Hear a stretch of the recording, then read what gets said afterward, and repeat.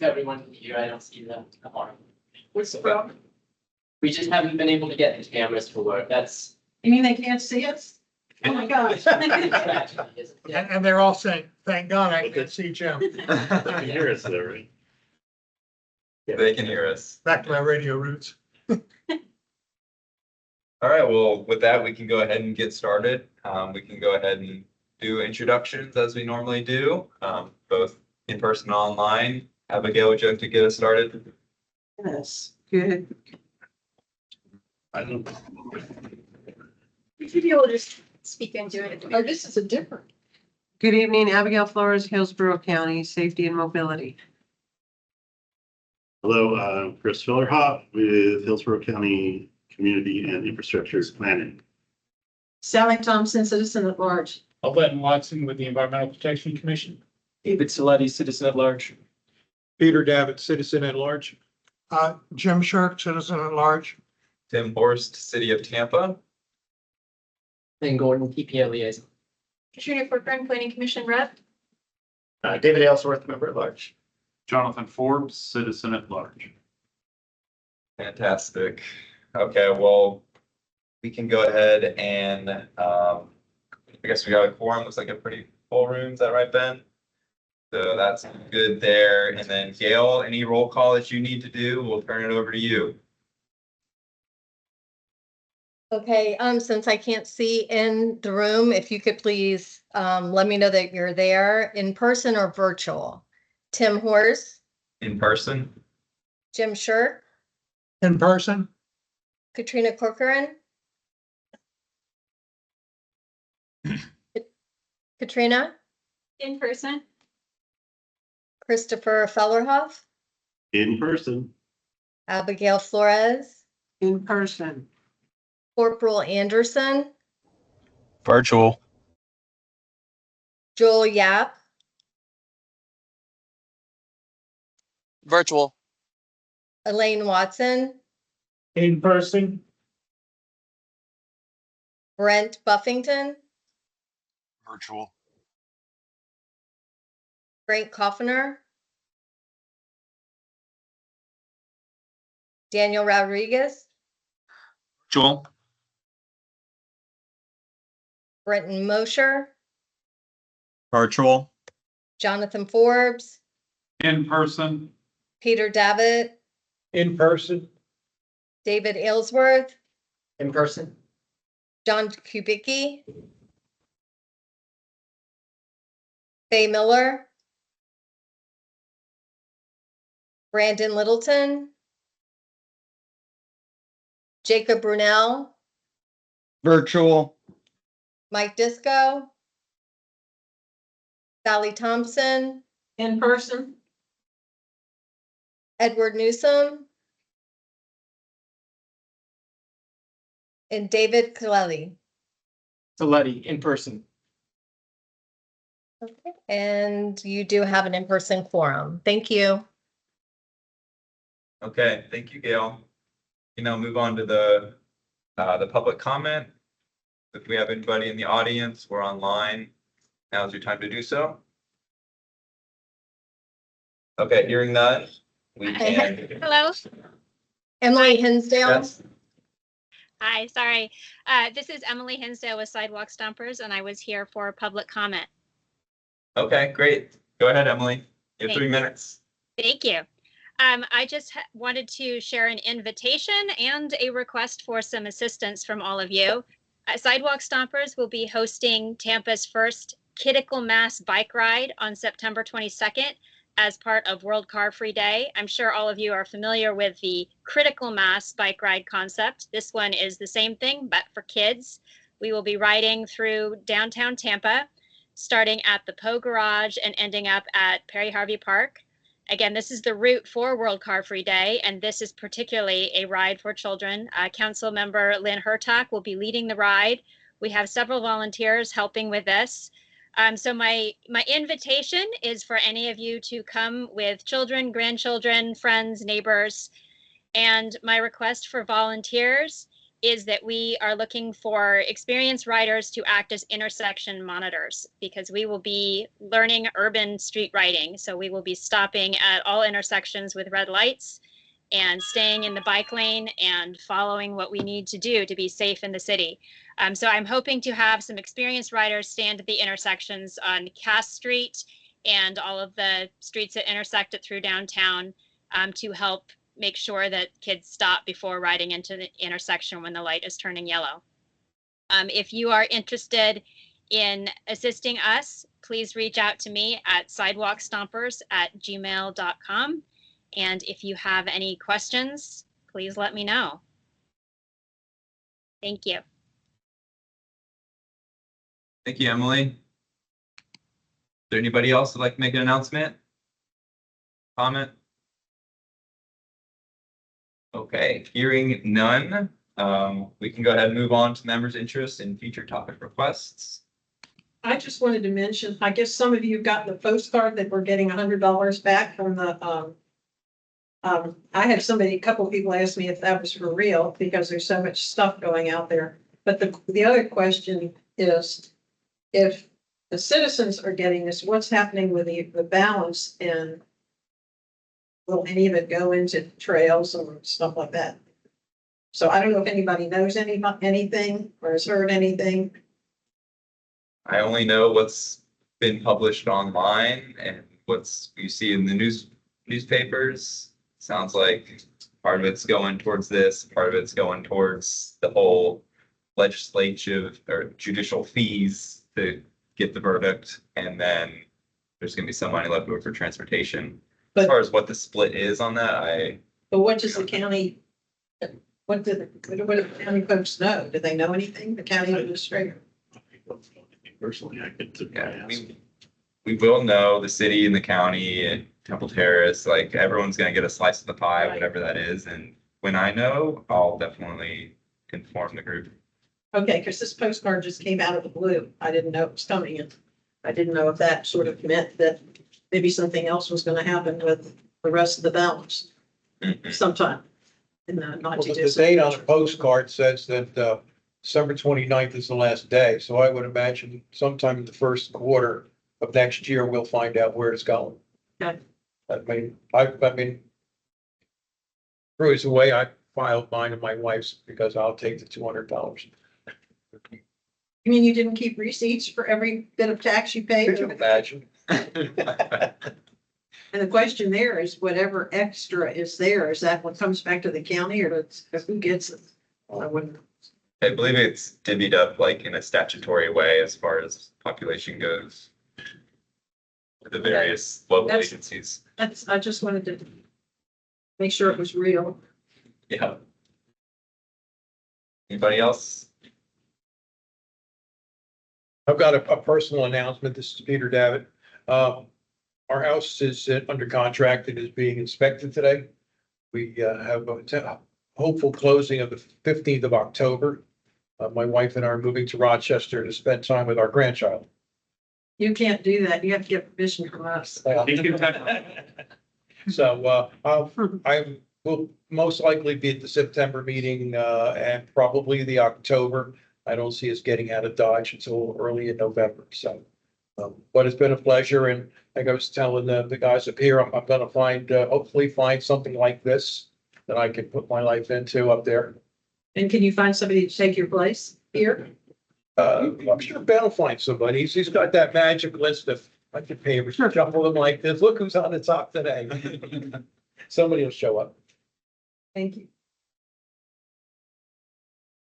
I talked to Ben about kind of doing a little, we'll say, demo of the Tampa's bicycle facilities network map that we updated recently at the city. I've been working on it for the past 4 or 5 months. We got it to a place now that's like publicly accessible and at a place we're happy with it. So I'm gonna do a little demo kind of at the end of our meeting under the old business and new business. So I just want to let you know that's coming our way, and I just want to gather feedback and gather input because it hasn't really been published in a public way. And we're just kind of opening it up to select, advocates and peers and people in this space that, are invested in that being a success. So, just let you know that's coming later tonight. Anybody else? Was there any, I'm getting confused, but the tri-county meeting, when was that? Ben, do you know when the tri-county meeting is? When was here? Yeah, it was in June, right? Did we get a report of it? We have a transcript of it. I need to put that into minutes and send that out to everyone. I think, Chris, you may have emailed me about that recently. Yeah, because I had Larry Weatherby ask me if there were Yeah. minutes for it. My apologies, good reminder. You'll get it shortly. Okay, thank you. Okay, all right, hearing nobody else. Going once, going twice, we can move on to the approval of minutes from last meeting, June 26th. Did anyone have any comments for Ben or Gail? Okay, if not, we can do a motion to approve. This is Kevin Sharp. I move that we approve the minutes as written. Peter David, I second the motion. June 2024 meeting minutes. All right, all those in favor, please say aye. Aye. And all those opposed, please say nay. Okay, the motion passes. Thank you very much. All right, now we get into our status reports. So first one up is the Branch Forbes Road and McIntosh Road PD&E. So Craig Fox from FDOT is going to be presenting that to us. Let me get the share screen. Oh,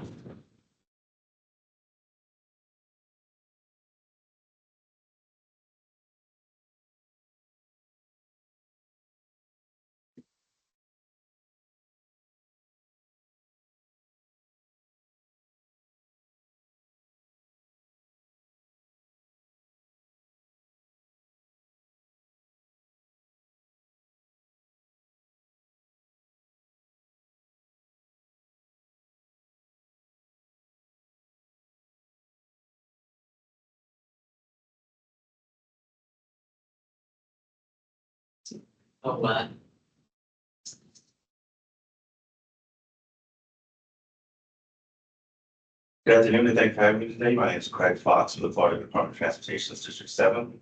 I'd also like to introduce my two consultants that are assisting me here tonight. We have all the consultants. Jeff Devotny with Consular Engineers working on the Branch Forks Road PD study. Mohit Garg with William Smith for McIntosh project. So here to present an update for the Branch Forks and McIntosh Roads PD studies. And just one thing to note throughout this presentation, because since we're presenting on two different projects, we decided to color code them with blue being McIntosh Road and Branch Forks and an orange. All right, so this first image is a map of the project locations along with the location of the public hearing that started to the east here. I'll talk about that more further on in the presentation. We have McIntosh Road, which is approximately blue to the west, and east of that one, around 3.5 miles east of that, is the Branch Forks Road project. So the purpose and need is to improve roadway capacity along with improving safety and system linkages. So currently, McIntosh Road, Branch Forks Road operate at a failing level, unacceptable level of service, both in 2020 and in future 2045. It also serves vital connection between US 92 and I-4. Now, in regards to safety, bicycle pedestrian accommodations, there are no current existing bicycle lanes on either road. And there's also discontinuous sidewalk throughout the project limits and no existing shared paths. So first, I'll go over the McIntosh Road. So we have the study area map located on the right of the screen. See those just south of US 92 and north of I-4, with a little bit of work done on the ramps to I-4.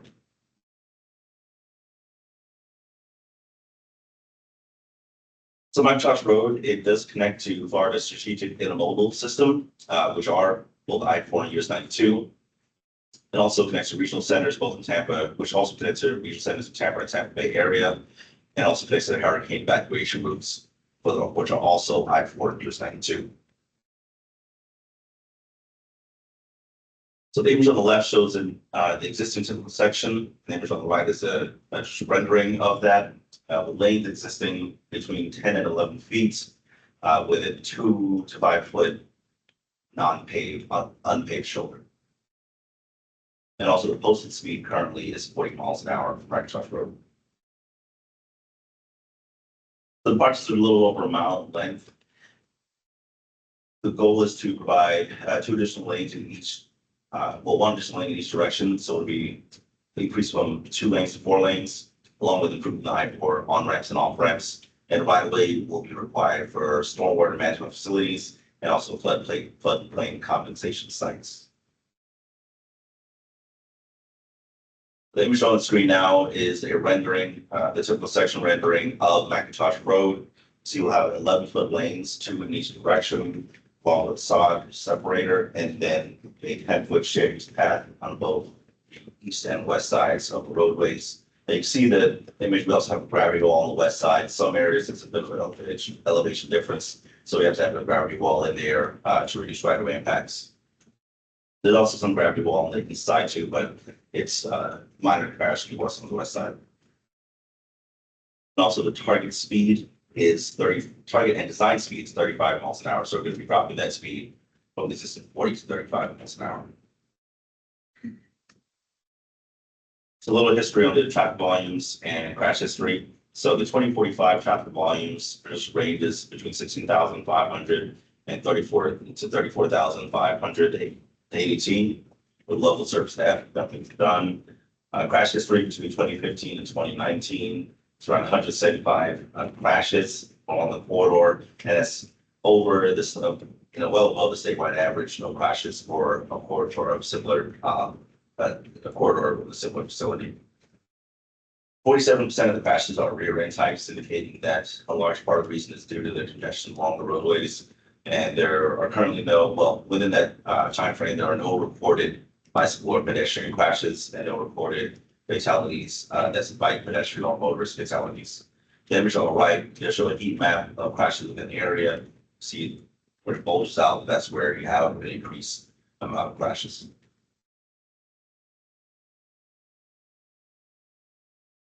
Now I'll talk about the improvements to the I-4 on-ramps and off-ramps. The existing conditions are 1-lane on-ramps and 2-lane off-ramps with standard shoulders. The proposed conditions are 2-lane on-ramps and 3-lane off-ramps with standard shoulders, as shown in 2 images on the bottom of the screen. Just to note, this is mostly to just improve on the storage capacity for vehicles coming in to the signalized intersections.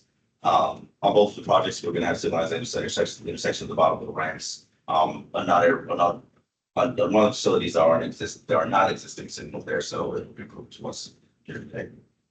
I had a question. Did you mention the context classification? I did not, but it's C3, C3. Is it a truck route? It's not an official truck route, but there is a heavy amount of trucks along both corridors. So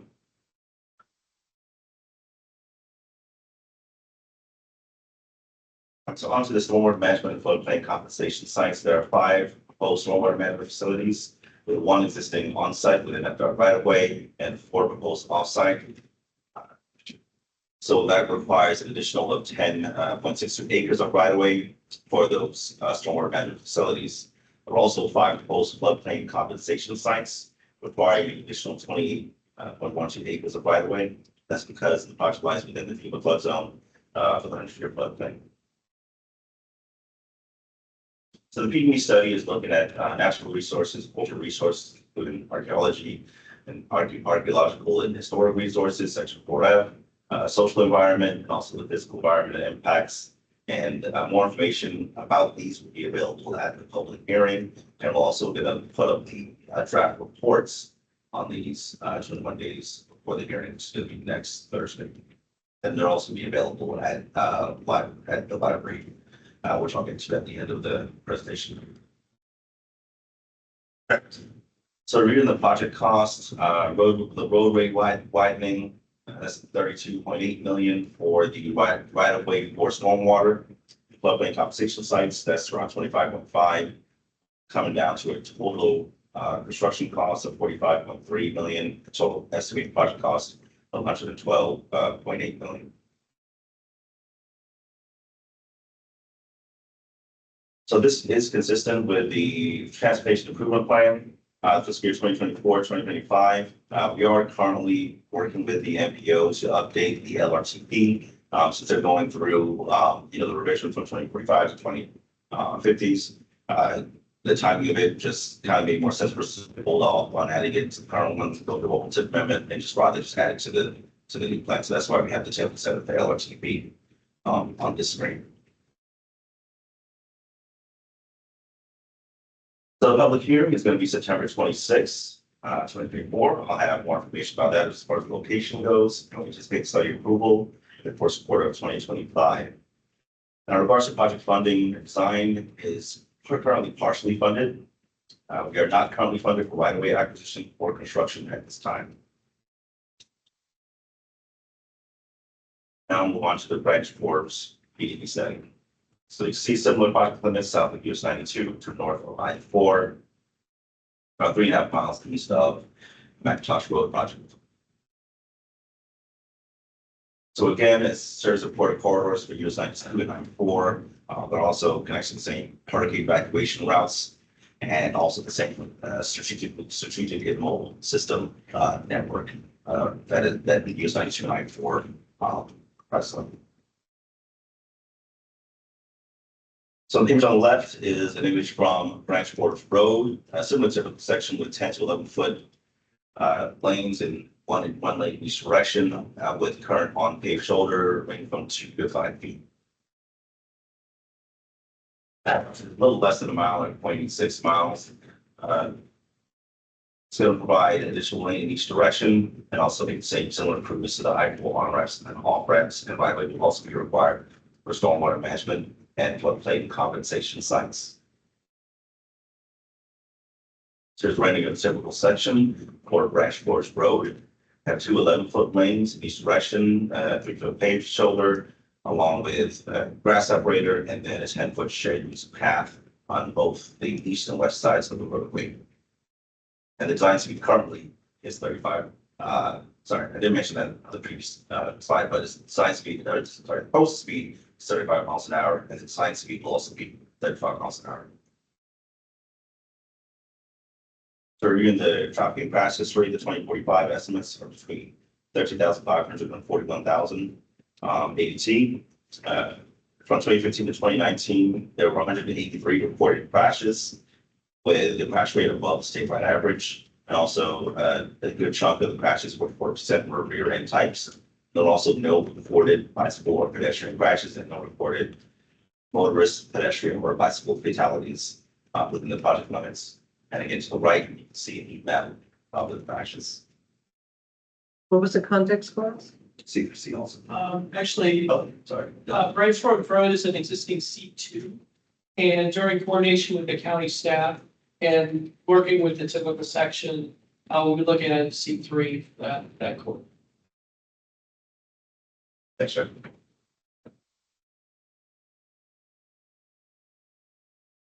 Exterior improvements anticipated for the branch Forbes and I-4 on ramps and off ramps, with increasing from 1 lane on ramps to 2 lane off ramps, and 2 lane off ramps to 3 lane off ramps. Again, with standard shoulders.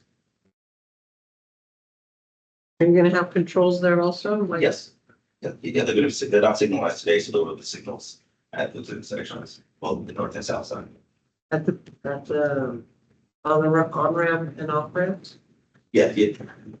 So on McIntosh, where the on ramps start and the off ramps end, there'll be signals at both the south side and on the north side of there. Interchange. And also at Forbes. Yes, yeah. The branch Forbes and McIntosh. And then so for stormwater management and floodplain compensation, we have 4 proposed stormwater management facilities, with 1 being within existing FR right of way and 3 proposed off-site, which required an additional 3.79 acres of right of way. The floodplain compensation sites, there's 1 proposed site, required additional 2.44 acres of right of way. And again, the PB study, same environmental effects, natural resources, cultural resources, social environment, and also the physical environment. And more information that will be available at the public hearing. So regarding the project costs, the right of way for the roadway widening is coming in at 17.6 million, with the right of way for the stormwater ponds and floodplain compensation sites at 8.5 million, leading to a project total estimated project cost of 65.1 million. Again, it's consistent with the transportation improvement plan and similar aspects for branch boards. We're going to be recording with the NPO to include it in the, CBO to include it in the updated LRTP. The same public hearing dates for the funding is also similar circumstance for partially funded but design, not currently funded for right of way or construction at this time. Now the public hearing. So the public hearing is going to be Thursday, September 26th, starts at 5:30 p.m. We'll have it both in person and online virtually to go to webinar. In person, the location will be at the Hillsborough Community College Tringle Center in Plant City. And virtually be via go to webinar. Registration link is available on the project website.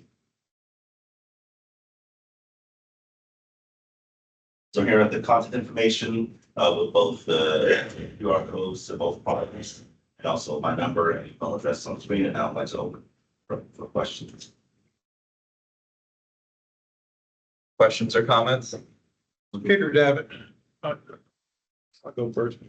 Just a question, and I thought, but the right-of-way acquisition, who owns the right-of-way now? Is it privately owned, publicly owned, cities, towns? Who will be paying the money for the property? And are we gonna have to condemn it, or will they gonna give it up? Reasonably, I mean. So the proposed right of way is all privately owned. Currently, both, in price of both residences and some businesses, kind of various reach projects. We definitely try to avoid doing eminent domain as much as possible. So we definitely try to work with the property owners to get, we should have a global solution and resolution to that. Will there be homes or businesses lost to the right-of-way acquisition? There are some business and also residential relocations proposed. So we intend to, ideally depending on the property owner's desires, most often than not, they want to relocate. Both residents and businesses sometimes just to close out, more often than not, they relocate and operate in the new location. Just curious, thank you. Yep. Thanks for the presentation, Craig. I just want to mention as back in the old freewheeler days, riding down McIntosh Road from north of I-4 to down towards the south, your heart was in your throat the whole way because the traffic was not noticing you, and you didn't have a place to bail. If somebody was on their phone, you were just in trouble. So I'm glad to see it, and I think you're getting a bargain because I looked at the cost per lane mile here, and you're less expensive than an interstate, that's for sure. One of the benefits of not being an interstate project. Okay. Craig, I had a question, and thank you. Nice presentation. Are there any design plans? I know you said that it's not there yet, in regards to the conflict points for the bike or the shared use path with the on ramps and off ramps?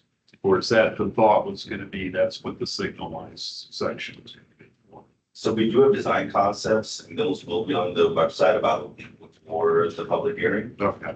So we are going to have those available. But if you want to get, here's a little cheat sheet. If you want to get an early preview, you can check out. Then we post the documents next Thursday on the website of the libraries. Will have, they'll have the concepts within the like. Sorry. All right, thanks. I had a similar question, but I think I understand that the basic So you're gonna have shutters pass on both sides, and at all of the ramp crossings on both roadways, you will have signalized intersections there. So if somebody's on the trail, they're waiting for a signal to get them across the end of the ramp there in all cases. Would it be fair to say it's something similar to, let's just say, State Road 54 and the Sun Coast, the way that's set up with their on ramp, off ramps? Just from a I'm sure there's visualization. in the section, but Okay. I can't remember it in detail right now, so I can't give a good comparison. But they will have benefit of signal and maybe placed up the road ramp a little bit but the crosswalk can have close to the signal, I imagine. Yeah. And they're signal controlled, so they're across.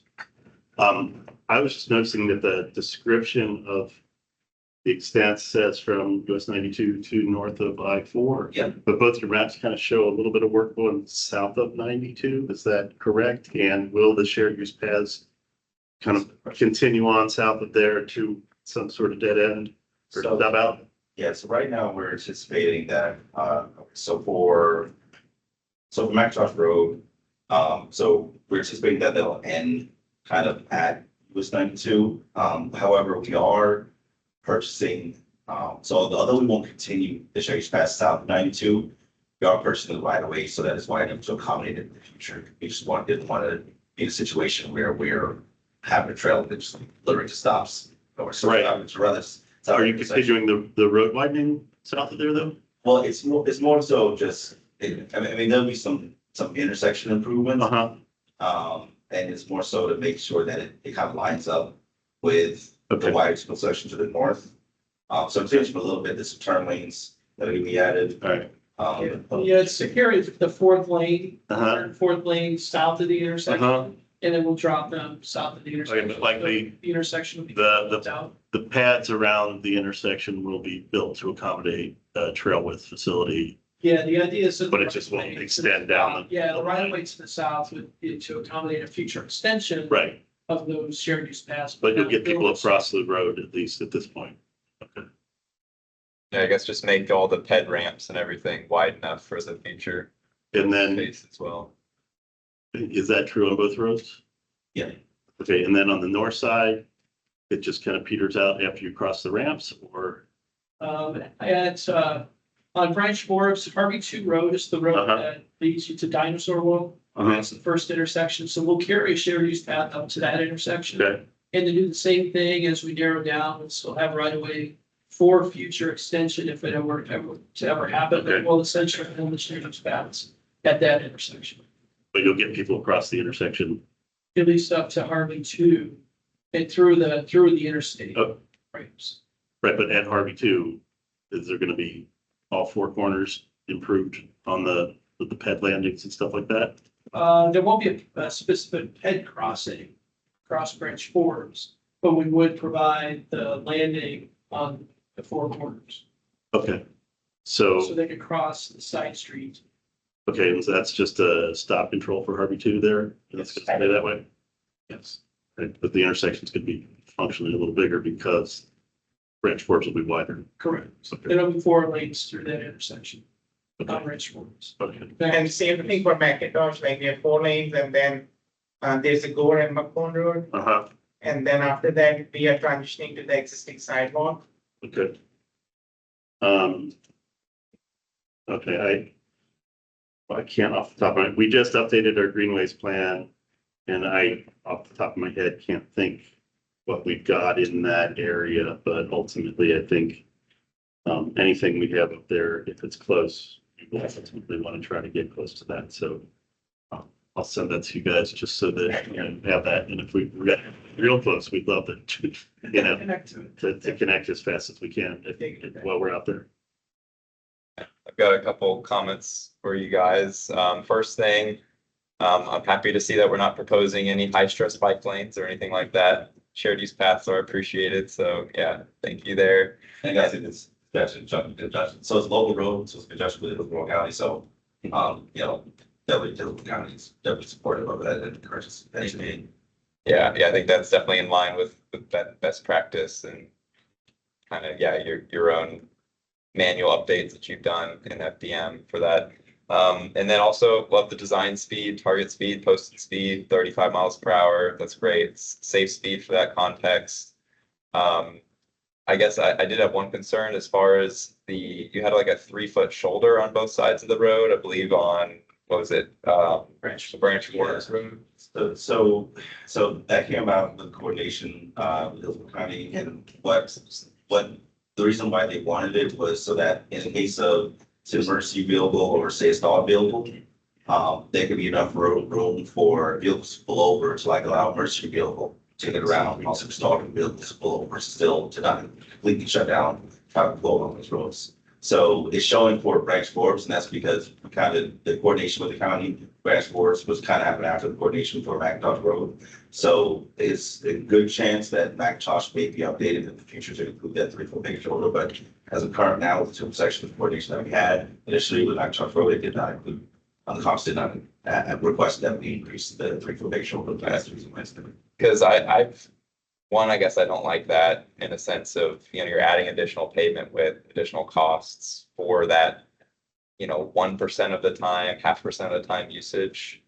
And it's going to increase the speeds, and it's going to undermine what you're trying to do with the 35 mile per hour target speed. So, that'd be my recommendation to take it out. I mean, I don't know, is that something that's in the county, Chris, that you're aware of as far as that request for the paved shoulder? But I mean, to my knowledge, whenever we do a curb and gutter, we don't do paved shoulder. I can maybe help answer that. During our coordination with county staff on the typical section, it was right after the new county guidelines came out to the new design standards. And for roadways that have curves on both sides, there's a requirement now for 25 feet of pavement in each direction to allow for emergency vehicles to pass another vehicle.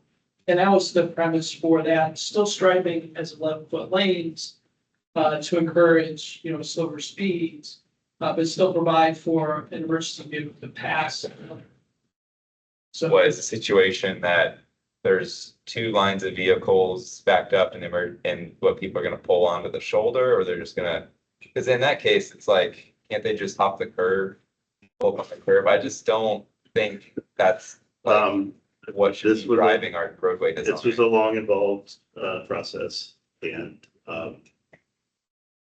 the opinion of the folks with emergency services is that they prefer this situation. If you have a fully loaded road, people can pull to both sides and the vehicle can go down the middle, and nobody's expected to hop the curb. Okay. I can't believe you guys. That is the opinion that carried the day with that cross section. Yeah. I mean, obviously there was opposition to that. What happened to that? Because I mean, that's not even an FDOT design standard. That position was strongly advocated for by the emergency service providers. And did you just tell them no? Yeah, well.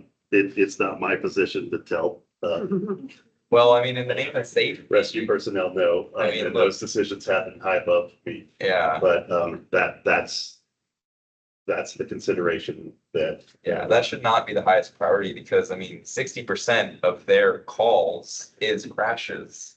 And, we're creating an environment where more crashes and more severe crashes are going to occur. So I understand your hands are tied and the project sounds like. It was noted that certain signs would result in fewer crashes and less needs for emergency vehicles on the roadways, but nevertheless, there's concern for total mobility of emergency vehicles or maximizing mobility of emergency vehicles. All right, well, glad to know who has the power, I guess. So, okay, well, that is what it is. But anyways, that was my comment. But yeah, so I mean, that situation does provide some unofficial bike space, but we're also providing trails in that situation because they're not official bike facilities. Right, yeah. Okay, I mean, I would If you rather. want to ride there, you may. Yeah. You want to jump Get in? out of the way with the fire truck. On both sides. All right. I mean, does FDOT account for this in their designs? You have, So this is, because it's a county road, You that's just defer to them. designs that we, right? you know, go on. So it's. But I know, yeah, it's like usually FDOT is, we'll say, the most conservative and, you know, to my awareness, you guys don't even have anything like that in your design manual. So, all right, well, I guess I'm just disappointed in Hillsborough County. Maybe one day they'll change it, but okay. All right, well, thanks, guys. Anybody else? I had some comments. Abigail Flores, Hillsborough County.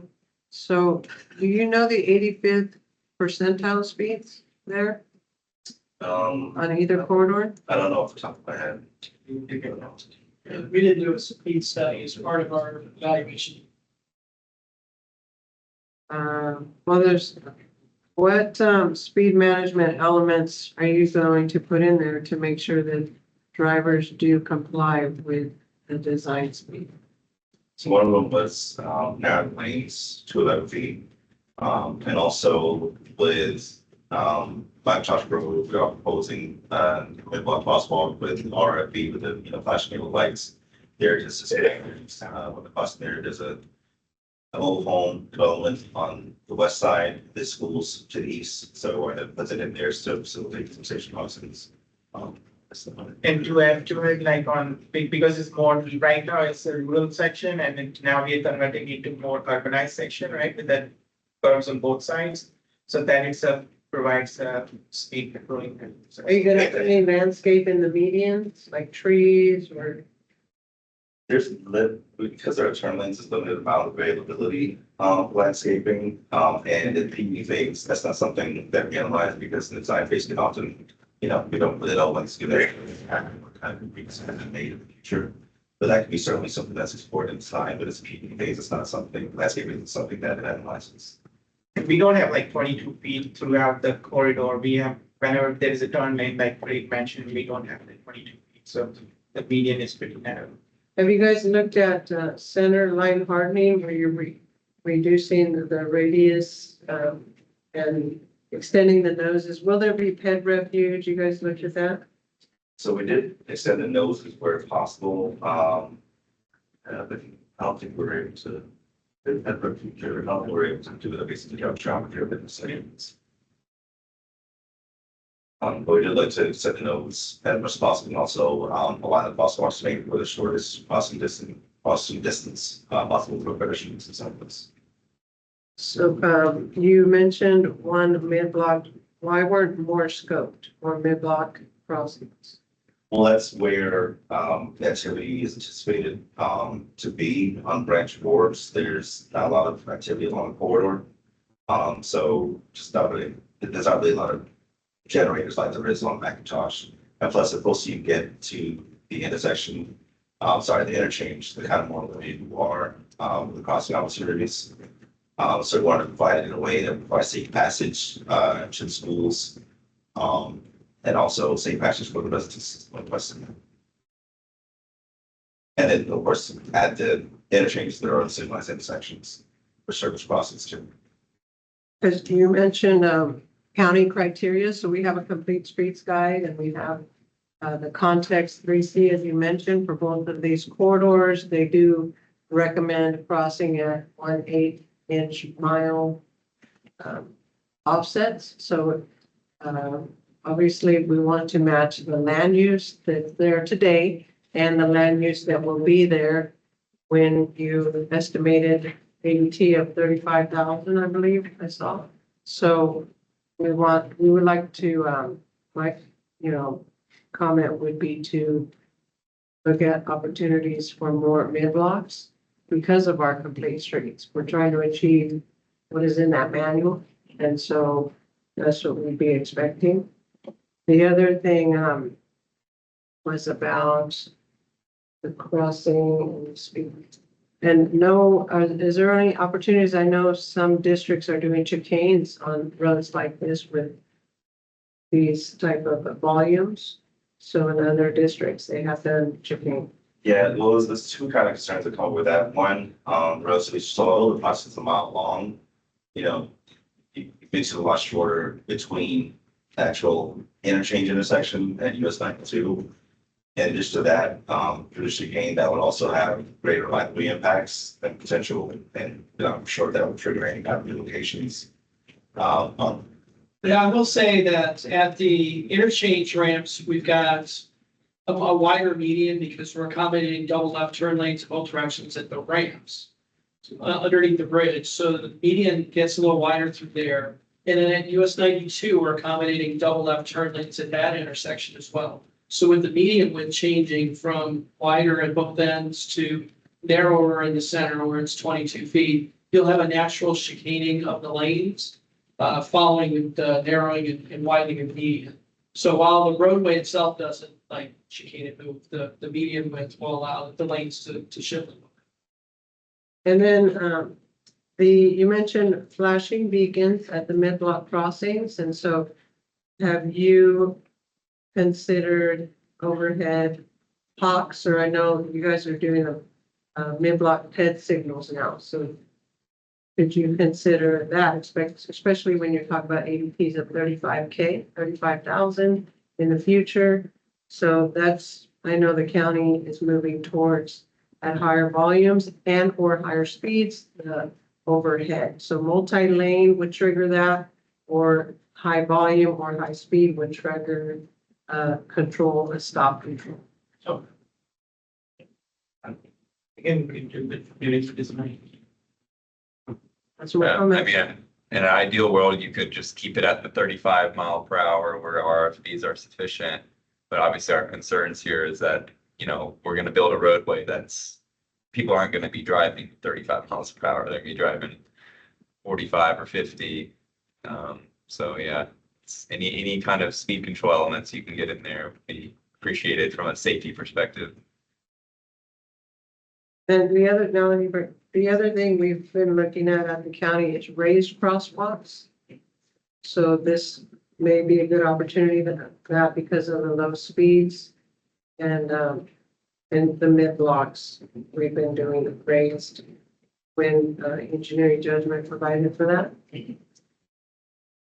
All right, I know FDOT criteria allows race cross to do the 35 or less, so we can, you know, coordinate with 10 steps, and that's something that they're open to. I'm not really sure if that's the same thing with the county manual, but, you know, check with that there. Okay, thank you. Those are my comments. The real quick question, I just want to confirm that at the intersections with the ramps, those are essentially four-way intersections. I mean, four-legged intersections with one ways, I guess, going out either way. But there are ped crossings across not just the ramps, but also Branch Forbes and Macintosh. So it's a four-way crossing.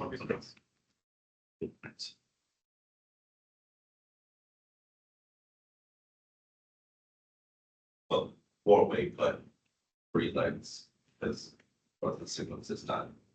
So thousand signals is crossing, so across like the south side of Branch Forbes.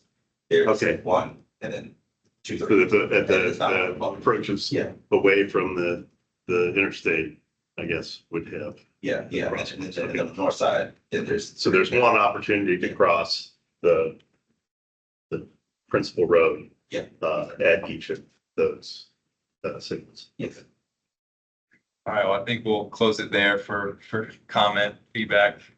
Thank you guys so much for the presentation, coming out, sharing with us what you're doing and listening to us and our feedback. So I appreciate it very much. Thank you. Okay, up next, we have the Access 2050 plan, draft cost feasible plan. So Lauren Brooks. Hi. Bring this to us. Good evening, everyone. Can you hear me okay? Yep, we hear you.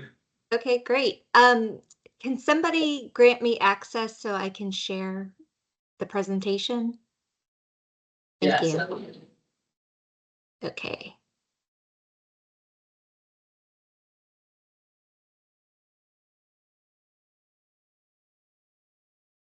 All right, can you see my screen? Yes. Okay, wonderful. Well, thank you for having me this evening. To start, I just wanted to note that you've seen a lot of this information before. We're simply putting all the pieces together at this point.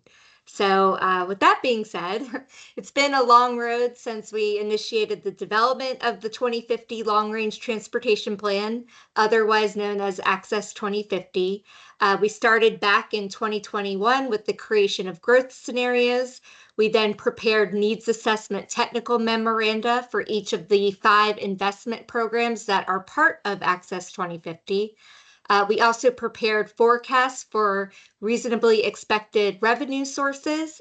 We then tested the allocation of those different revenue sources across the investment programs as part of the cost feasible scenario exercise, which we presented those results to you in June. We're now here today, of course, to present the draft cost feasible plan, seek input from you all, the other committees, the board, the public this month and next month in preparation for the adoption of the overall Access 2050 plan in October. So this is just a reminder of the different elements that went into composing the long-range transportation plan and also the financial strategy of that plan, otherwise known as the cost feasible plan. Tonight, I'm going to simply touch on a few of the environmental considerations that are included, and then we'll get into the draft cost feasible plan. So long-range transportation plans actually require impacts of or potential impacts of transportation projects on environmental resources. They require that those be identified along with potential strategies to mitigate for those impacts. So to comply with this requirement, environmental agencies from all over the region were invited to participate in the Regional Environmental Consultation Workshop, which was held back in May, of course, to provide input on potential mitigation strategies regarding these projects, as well as future opportunities for mitigation.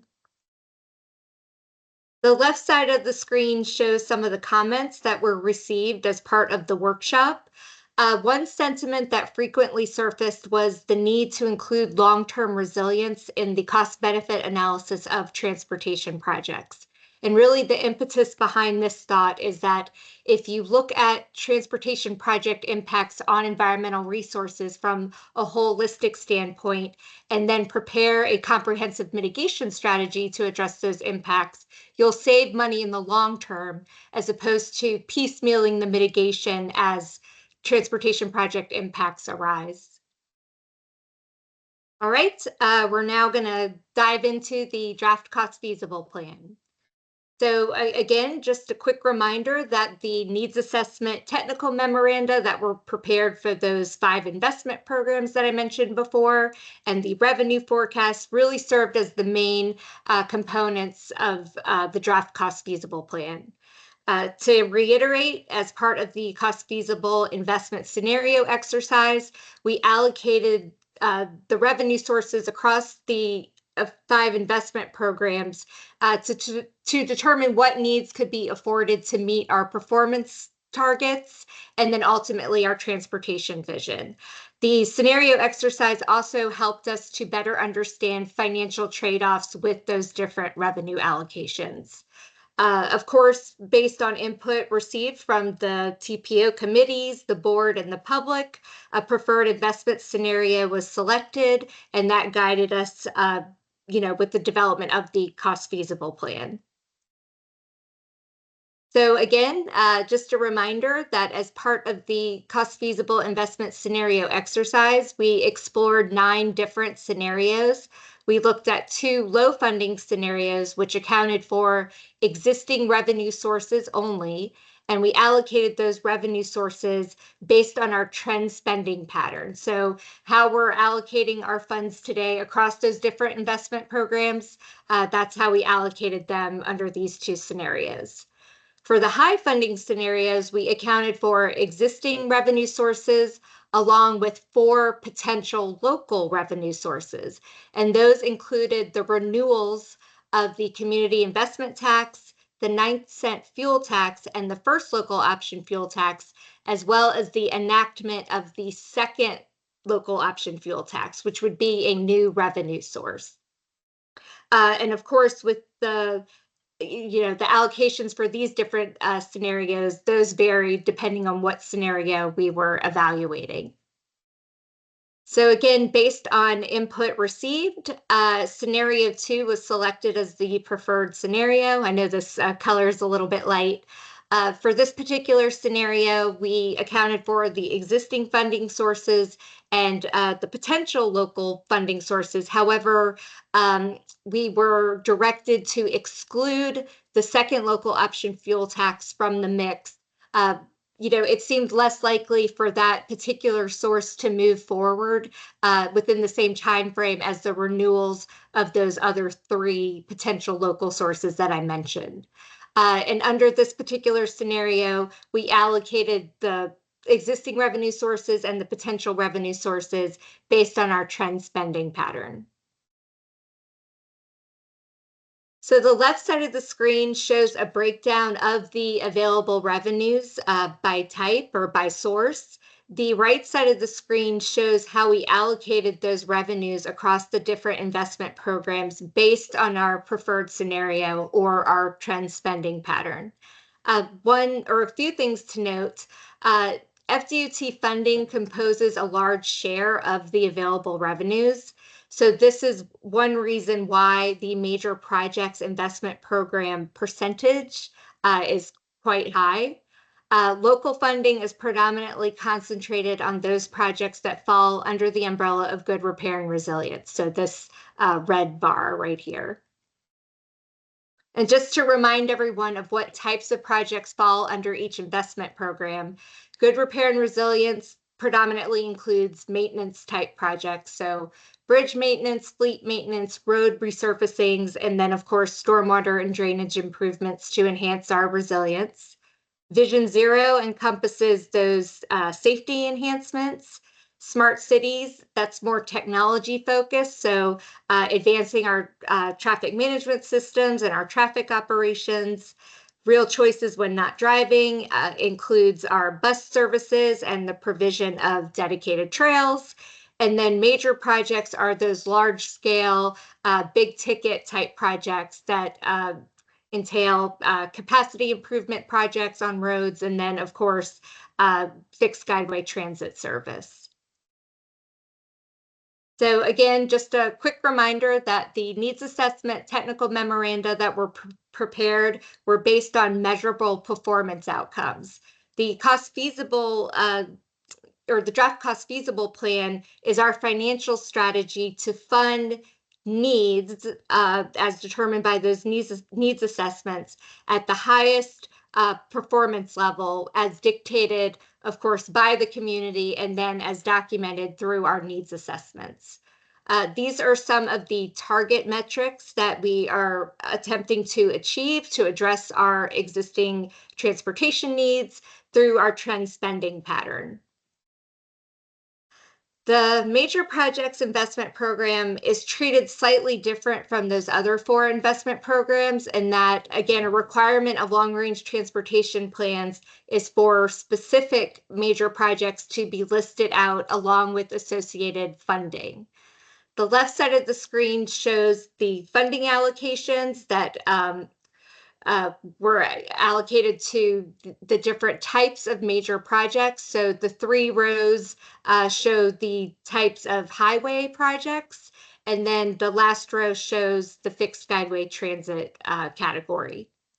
The right side of the screen were the metrics that were used to help prioritize those major projects. And the metrics were developed to obtain quantitative results. So really to try to remove the bias from the prioritization process. The metrics also help to allow for those roads that were performing the worst or lower performing roads to bubble to the top so that they would be addressed first. The metrics also allowed for the optimization of funding. So really to try to get the biggest bang for our buck, focus on those roads that would be most impactful in terms of addressing our transportation needs. So I'm going to quickly run through the specific projects that were included under each project type of the Major Projects Investment Program. So we'll start with the Strategic Intermodal System, or SIS highway projects. These were derived from the FDOT SIS cost feasible plan, along with the funding or funding allocations. So this is really just a copy and paste, so to speak. We adopted their plan directly into our plan. The specific projects that came from that SIS cost feasible plan include the managed lanes on the interstates that traverse our area, some additional capacity improvement projects along State Road 60 and US 92, and then interchange modifications along I-275 and I-75. The non-SIS state roadway projects were also derived from FDOT along with allocated funding. To orient everyone quick, the solid lines on the map represent those projects that are considered cost feasible, meaning all phases of that particular project are funded. And when I say phases, I'm referencing the project development and environment phase, design, right-of-way, and construction. The dashed lines represent those candidate cost feasible projects. So these projects are either partially funded or are unfunded completely. And again, of course, these particular projects are capacity improvement projects on state roads. The local roadway projects, the symbology it's the exact same. Solid lines represent cost feasible projects, where dashed lines represent candidate cost feasible projects. These particular projects were derived from the 2045 Long Range Transportation Plan. Either those projects were identified as cost feasible in the 2045 Long Range Transportation Plan and never advanced, or they were categorized as candidate cost feasible. These projects were vetted with our local agency partners, and then some were also actually vetted through the Access 2050 survey. The fixed guideway transit projects are similar to the local roadway projects in that these were also derived from the 2045 Long Range Transportation Plan. Unfortunately, none of the fixed guideway transit projects are cost feasible. They are all candidate cost feasible. The reason being that the funding sources that can be used for these particular types of projects, the allocations are so small compared to the high price tag of these particular projects. We were able to fund the design and right-of-way phases of the Tampa Arterial Bus Rapid Transit project, but unfortunately that was it. So quick reminder, the TPO's role is not really to administer funds. Their role is more to serve as a liaison, bringing all agency partners together to collectively identify transportation needs, and then of course strategies and projects to address those needs. They also help to prioritize projects for funding, and then of course develop a shared vision that clearly communicates our priorities with one voice. So this is a recap of the timeline that I showed before. So this month and next month, we are seeking input on the draft cost feasible plan. And again, this is all in preparation for adoption of the overall Access 2050 plan in October. But one thing I wanted to mention is that even with the adoption of the Long Range Transportation Plan in October, the process isn't it doesn't come to a halt immediately. The LRTP is a dynamic living document, so the TPO will continue to work with local agency partners to program projects to make sure they reflect the ever-changing local priorities or community priorities. So I know we're a status item, so with that, I will take any questions.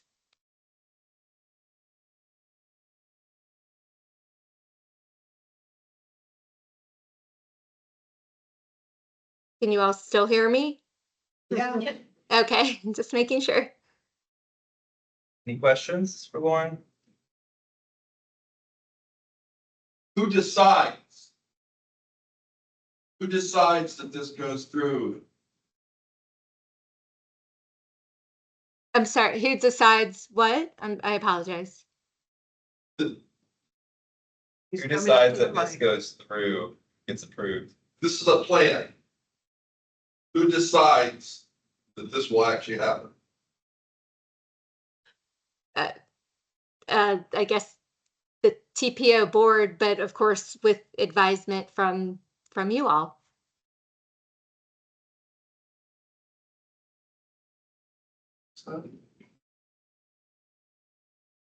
Any other questions or comments? I have a question, Abigail Flores, Hillsborough County. Where do bike lanes fit in here? Like, the funding that's available for bike lanes, what bucket is that? That is under the Vision Zero bucket, or again, dedicated trails are part of the real choices when not driving. Does that help? Can bike lanes be part of the real choices when not driving? But bike lanes and sidewalks, can you see my screen? Those are part of the Vision Zero bucket, but dedicated trails are actually part of the real choices when not driving. So when I say dedicated trails, meaning trails separated from the road. Okay, because the county has a safe access to transit and we include bike lanes in that. And I know that real choices when not driving includes transit, but how do you get to the transit? So that's what my thought was. Yeah, one thing I did want to note is that, these are just general categories. There is a lot of overlap with projects. So a lot of the major projects, FDOT actually has a policy where anytime they widen a road, they look at incorporating bicycle and pedestrian features. So it's not just sole widening, that's it. A lot of these projects are intermixed and there are other improvements that are incorporated. It's just we're capturing the major action, so to speak, if that helps. So don't think of these as silo buckets. Think of them as these are kind of the main the main improvements that they're capturing, but there's a lot of intermixture. So a roadway project, a roadway expansion project that's covered under major projects should have a design philosophy that includes making sure bike and ped are reasonably accommodated on the subject roadway. Is that correct? Yes. Right. And so like in that Vision Zero might be more of a response to a safety concern on an existing road. Yeah, right. Okay. Or maybe a connection if, DOT's widening this particular road and is including bicycle pedestrian facilities, but there's a gap between that road sidewalk and another sidewalk, then maybe the Vision Zero bucket could fill that gap. Does that make sense? Yeah, and do pre-arc resurfacing projects happen under good repair and resilience? Correct. Okay, so you could have some bike lanes of opportunity pop up on those projects as well. Exactly. Okay. Yep. I don't know, Elizabeth, do you want to add anything? No, just the point about the work mix, and honestly, all of these categories could include some sort of bike ped accommodation. This is a long range plan, so this is planning or projecting those major projects from 2030 to 2050. So at this point, we don't have that level of specificity of what other improvements would be incorporated, just long range, what do we think is financially feasible?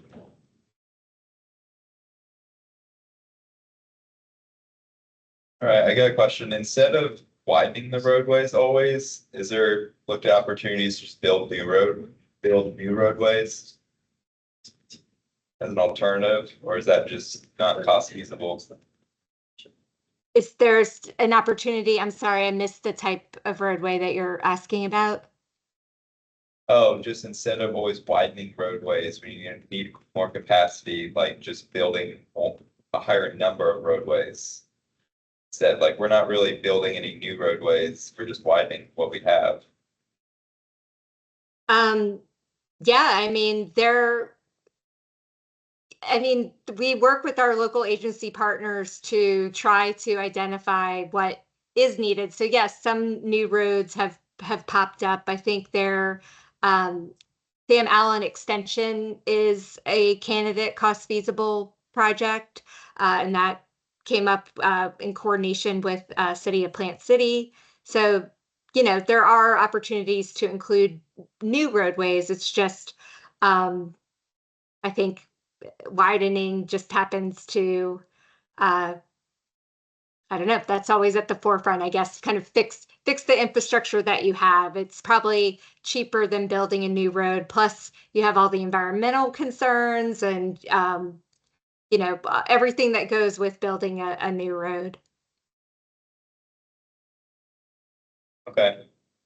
Anybody else have any questions, comments, Lauren?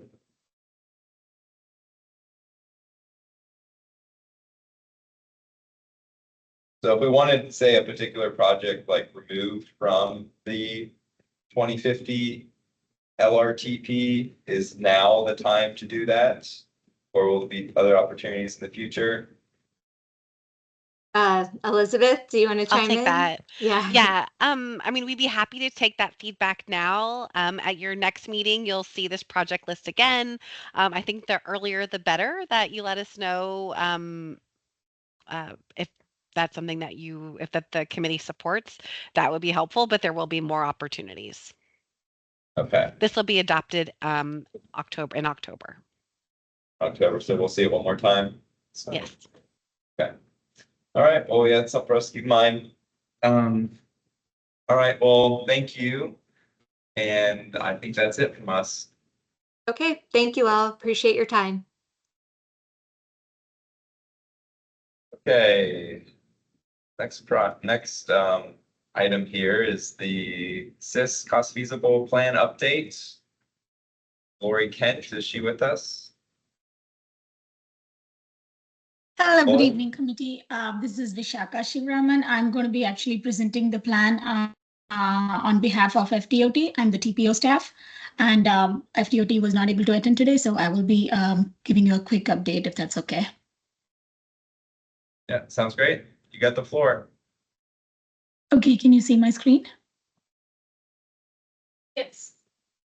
Okay, so this, what I'm bringing to you is the FDOT's long-range cost feasible plan for the CIS projects.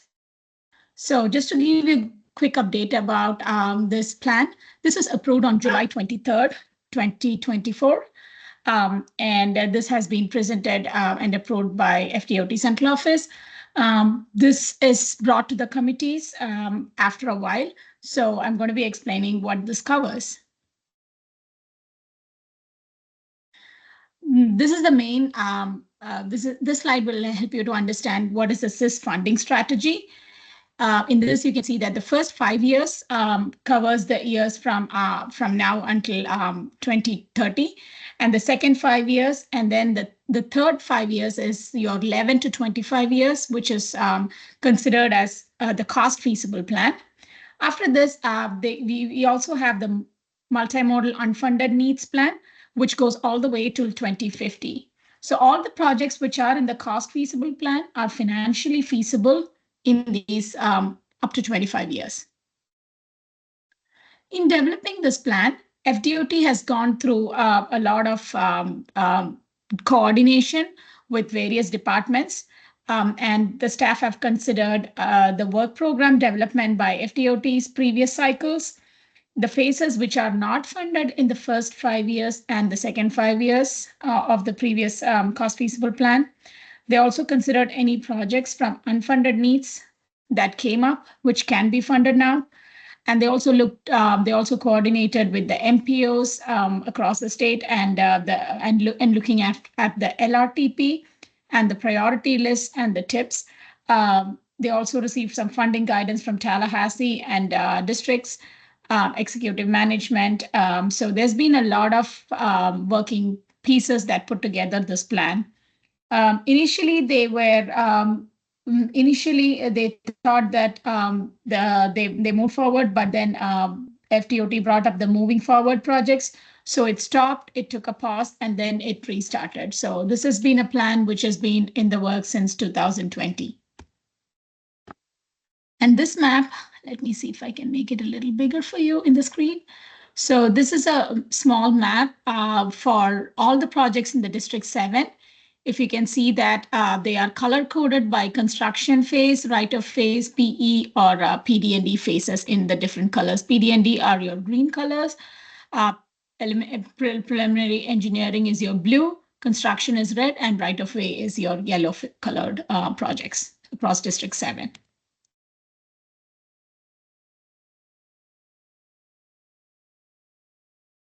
And this is mainly the projects given in a listed order.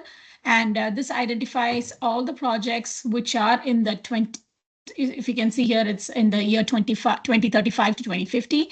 And the projects which are here are again color coded based on the year. The ones in green are the ones which are funded from 2035 to 2040. The yellow colored ones are the projects that are funded from 41 to 45. And the blue projects are the ones which are funded for years 2046 through 2050. And these are all the projects for District 7 and some of the main CIS corridors within Hillsborough County region and within District 7 are I-75, I-275, I-4, State Road 60, US 41, US 92, and Gandy Bridge. So these are the various projects which have been listed by their improvement type, their phase, and the year, and the total funds. And what FDOT would like to mainly present today, the reason why these are brought to you in front of you is because they would like to discuss the next steps.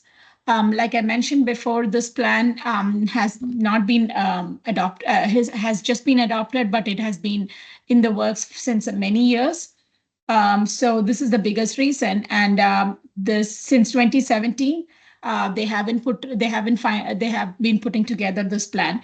Usually unfunded projects and unfunded needs come before CIS, but since CIS project list has not been updated, they did it backwards, kind of reverse, and now this just got adopted. I also came to know from FDOT that around September, they will be having another project which will be presented to the committees and the NPOs. I'm sorry. So in September, they will be they'll be kicking off the unfunded needs projects. And it may also include any phase like design, which will be, and they'll be looking at right-of-way construction costs. They will also be looking at the long-range transportation plan, the priority list, and also how various projects can be integrated to reduce congestion, improve efficiency and operations, and also integrate other modes into the region. So this will all be coming back to you with the unfunded needs plan, probably around September or October. With this, this is the contact for the District 7 CIS coordinator, Lori Kent, who couldn't be, who wasn't available today.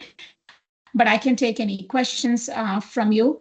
And the main reason why this is being presented today here is because we are currently taking any comments that the committees may have, and which we are going to be presenting to the TPO board for approval next month in September. So if you have any comments, you can either contact them directly or pass it on to us, which we will be transmitting through the TPO's letter of comment to the TPO board.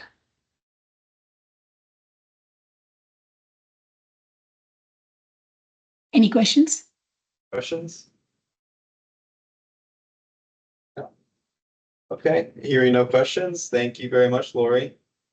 Thank you. Okay, last one here is Project Red Light. Brian, are you with us? Yeah. Okay. Hi, my name is Brian Michael. I'm on the Pasco County MPO Chair of the Feedback Committee. So I'd like to thank you for inviting me. Yes, thank you for coming. We usually go to the Tri-County meetings. Yeah. It's what I'm- Cool, thanks for visiting us. Yeah. For some reason, my links aren't working.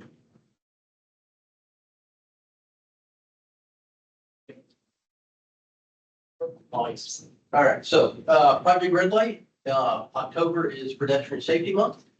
And Project Red Light is the sign that's up on the board is an R10-15-A signs. That's the correct sign. If you pull up to a signalized intersection that has this sign, that's the correct sign. Older signs are the yield signs. So Hillsborough, Pinellas, Pasco County have done a great job of replacing a lot of these signs. They're replaced by R&R projects, safety enhancements, and any new roadways that are built by FDOT or the county. They install the correct signage. So the state law was changed back in 2008, requires all motor vehicles to stop and remain stopped at all signalized intersections to allow pedestrians to cross.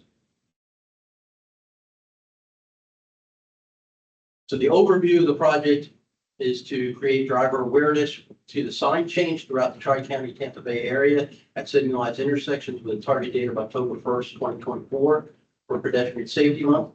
To promote the newer R10-15-A signs through driver education. Utilize all media, including radio, newspaper, and other media, including channels 8, 10, 13, and Bay News 9. FDOT has committed to use their public information office to get that information out. We're going to try to utilize electronic message boards with the stop for pedestrian message, because every single message board, if you've ever passed it, has no pedestrian message. So we have in Pasco, we have fixed message boards, and we also have mobile message boards. Our traffic operators will put out mobile signs and also change the fixed message to stop for pedestrians. Engage law enforcement in local, county, and state to issue warnings or tickets. And Pasco, as well as Hillsborough and Pinellas, have signed on to Vision Zero for use pedestrian injuries and fatalities. So milestones up until so Pasco, Hillsborough, and Pinellas were changing the signs. FDOT was not changing the signs. So in 2019, I actually called the head of traffic operations in Tallahassee, and he told me that they couldn't install the signs because it wasn't in the WTCD.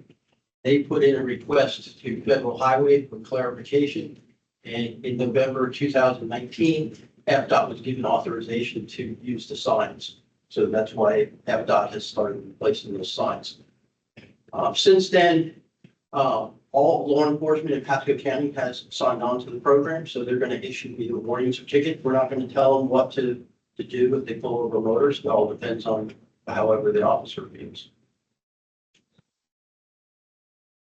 This is traffic fatalities and serious injuries and total crashes in the state of Florida. Next slide is Pinellas County. Next slide, excuse me, Pasco County. The next slide is Pinellas County. Hillsborough County had 166 serious injuries and 82 fatalities last year.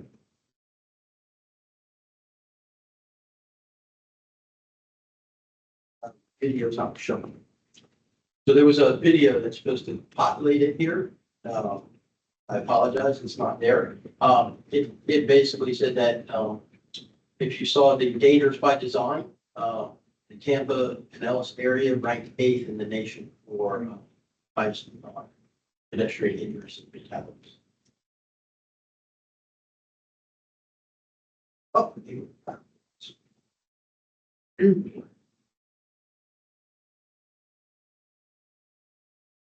So this is a PSA from FDOT that they made in 2019.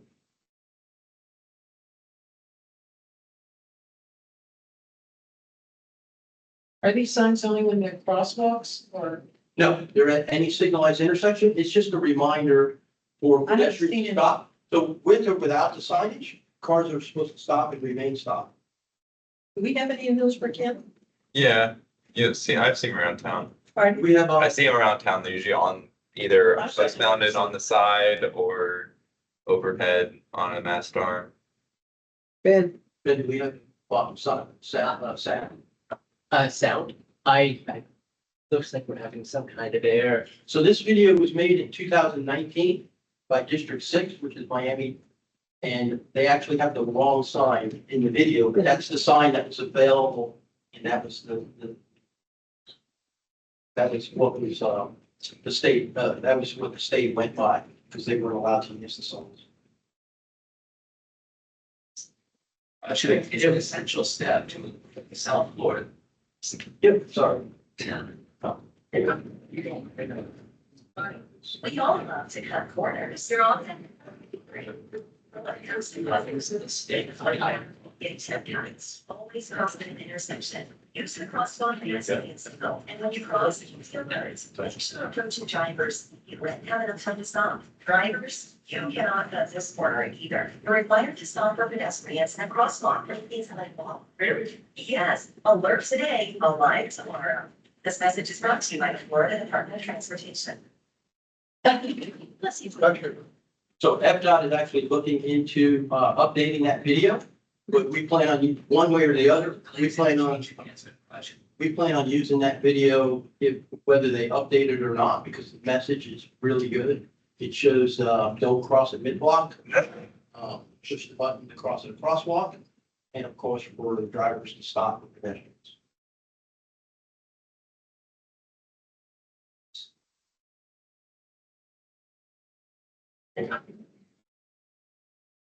We all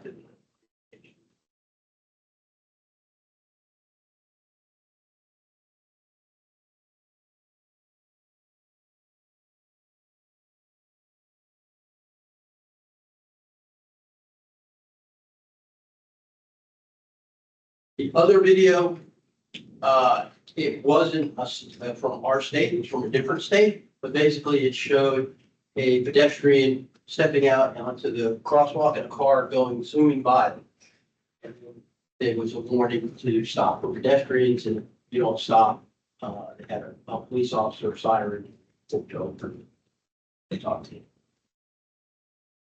you. So, we have a Vision Zero, which Hillsborough, is part of, as well as Pinellas and Pasco County.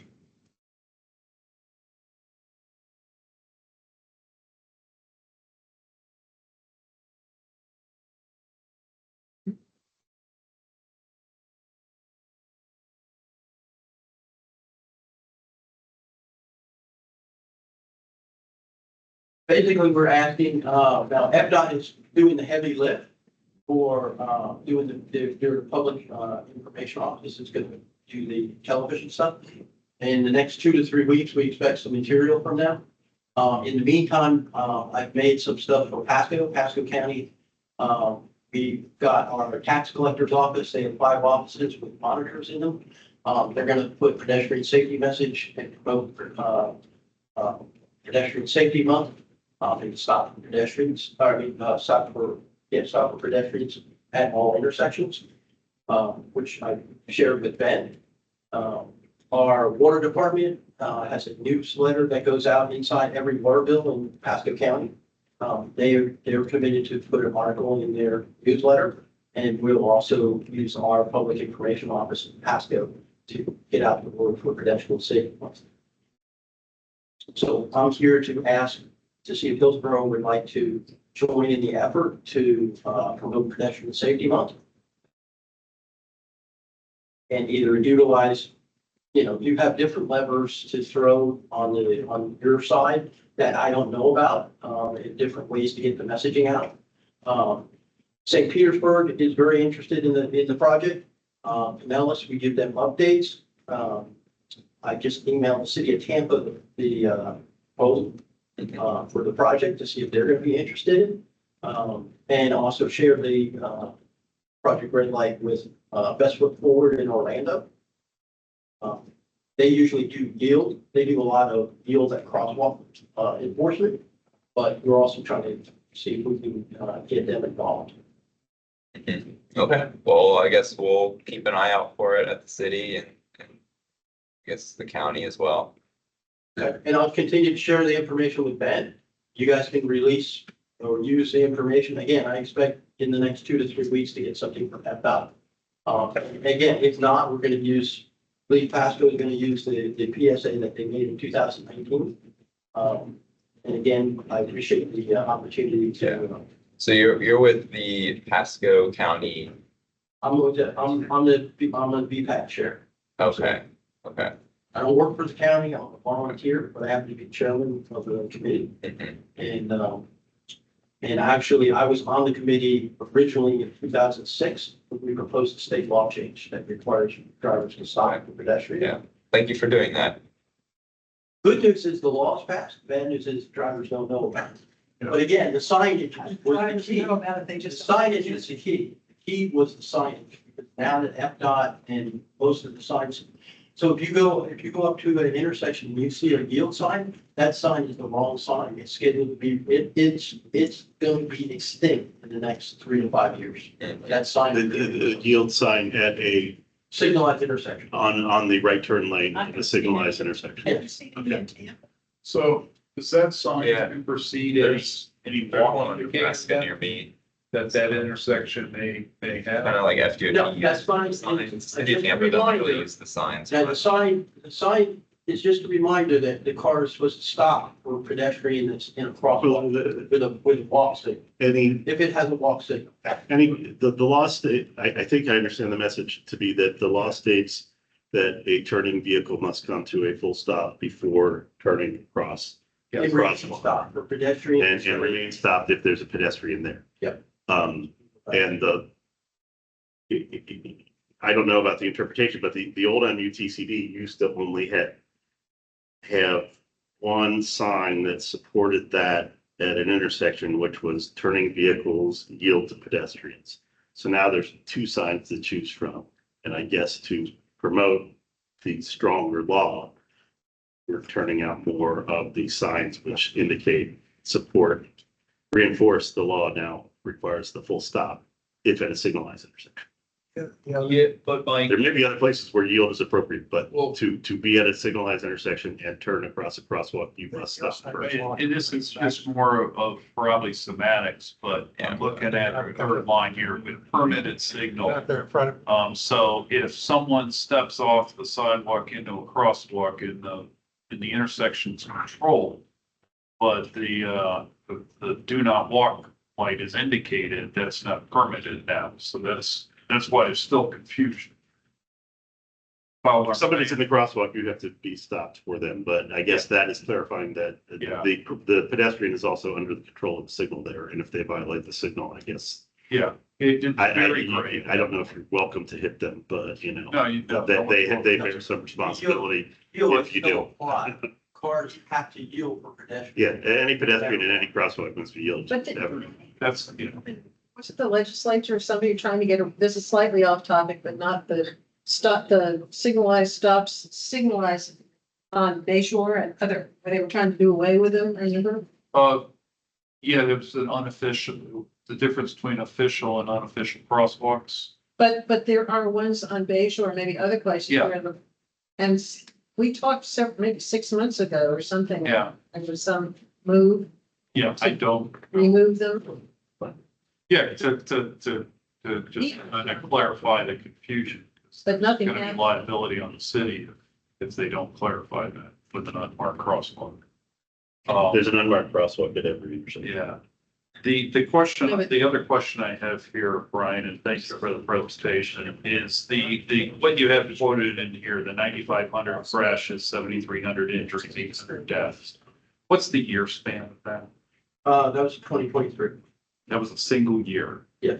And I took that off of the the state website. Okay, and then the last question I have is I see the progress at Hillsborough with Pinellas and Pasco. And yeah, I know you talked a little bit about Orlando, so I'm assuming that's Lake Summit, Osceola, and Orange County, and a little bit of Miami-Dade. Do you know if? Oh, yeah, that's, so the Orange, Osceola, and so, Best Foot Forward covers about 5 central Florida. Okay, all right, is, for this initiative with the signage, is that pretty much happening across the state to your Yeah. knowledge then? Yeah. Okay, all right. It's statewide, It's statewide. but again, It's up to the. back in 2006, Pinellas led the way towards state law change. The sponsor of the bill was Rick Priceman from Pinellas County and St. Pisano from Pasco County. So we have a very deep interest in promoting stop pedestrian because we were actually the ones that started the statewide law. So the good news is, again, the state law passed in 2008. The bad news is drivers don't know about it, so that's why we're using pedestrian safety month this year to promote stop pedestrians to signalize intersections. Okay. All right, well, thank you, Brian. All right, thank you. Appreciate it. Brian. All right, as far as old business and new business, I see it's 7:22. Okay. You got us, I mean, goodness, I'd hate to keep you guys longer. I mean, I'd love to show it to you, but I know time is what it is. What do you guys think? I'll leave it to you guys. Give you 10 minutes. Okay. Let's do it. Yeah. take your time, man. 10 minutes. I mean, you worked on it, you deserve the time. Okay, appreciate it. Can you also send it out to, or is it like? I can stay through it. Yeah. No, that's my intention, is just to give you guys a demo of it. Yeah. And then, you know, in your own time, you can review it, review the criteria, look at maybe, you know, places you're familiar with, see if you agree with the classifications, and then, you know, Ben will send the link out to everybody. So that way you got it, and then you could send me your comments and I'll kind of incorporate comments, address the comments on behalf of the video, so. That's the plan. Yellow question, but it's just like. So Tim, while you're setting up that, I just want to make one comment about the items in the addendum on the item G was a fact sheet from DOT on a project on State Road 60 from Buckingham Place, which is just west of Kings Avenue.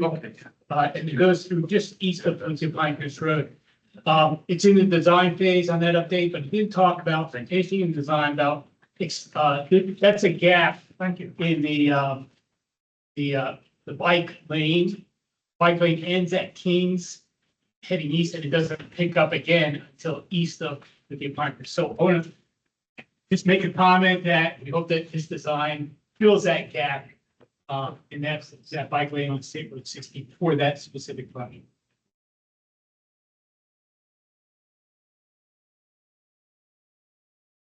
Can everyone see the screen there? So this is the landing page for the site.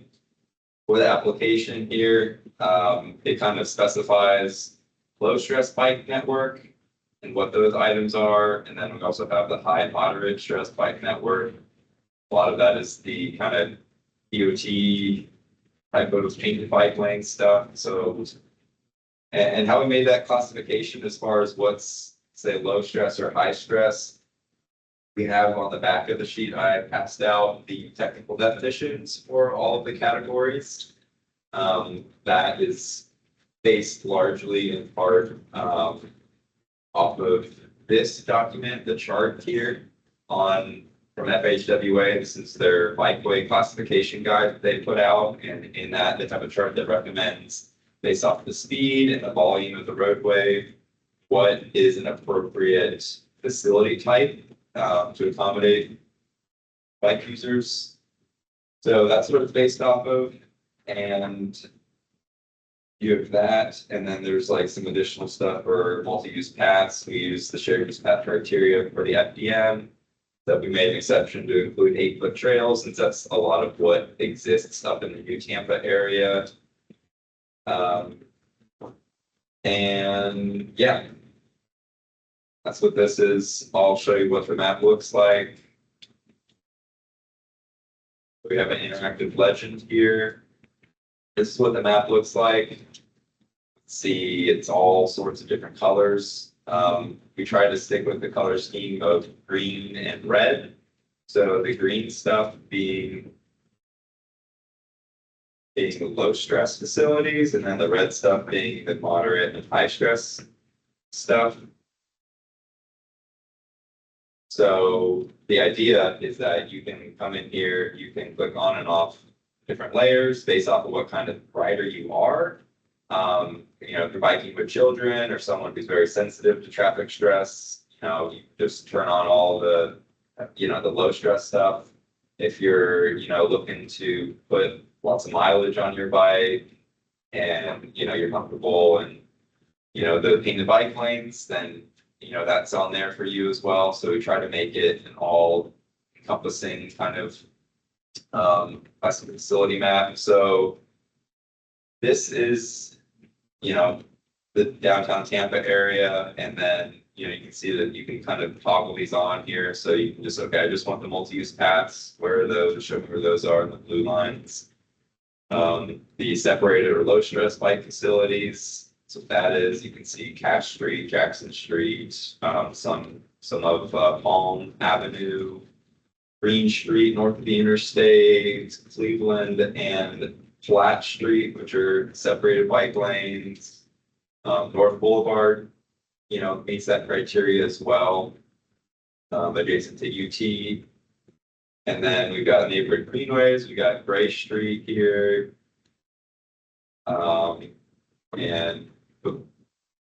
And Morgan Street, that's a couple of those. And then the low stress bike network here. So this is kind of where a lot of, this is like a big planning effort for us to determine what are the best facilities for these routes and to map them. And the idea here is that, you know, these are all roadways that are posted at 25 miles per hour with the traffic volume of less than 3,000. And, you know, the goal here is to basically turn them into neighborhood greenways through projects. So, and then we have some sidewalk connections there, such as, you know, there's vacant connections over bridges or, you know, short spans here and there.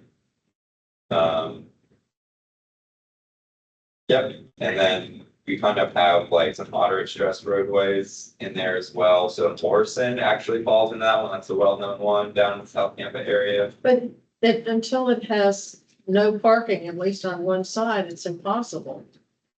Possible to ride a bike. It's hard to get a car through it. People park on both. I question. It's hard to get a bike through a street. It's hard to get a car through a street. So get a bike through. Yeah.